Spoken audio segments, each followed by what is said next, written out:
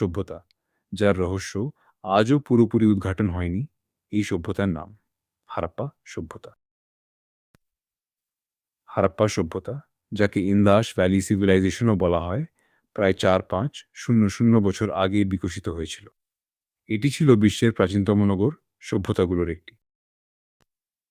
হারাপ্পা ও মহেঞ্জোদারো ছিল এই সভ্যতার প্রধান শহর। এখানে পাওয়া গেছে উন্নত নগর পরিকল্পনার অসাধারণ নিদর্শন। মহেঞ্জোদারো, যার অর্থ মৃত মানুষের ঢিবি, এই শহরের পরিকল্পনা এতটাই উন্নত ছিল যে আজও বিজ্ঞানীরা অবাক হন। গ্রেট পাথ, একটি বিশাল স্নানাগার, যা হয়তো ধর্মীয় বা সামাজিক কাজে ব্যবহৃত হতো। এই সভ্যতার শহরগুলো ছিল সুপরিকল্পিত, সোজা রাস্তা, উন্নত ড্রেনেজ সিস্টেম, যা আধুনিক শহরের সাথেও তুলনীয়। হারাপ্পার মানুষ কৃষি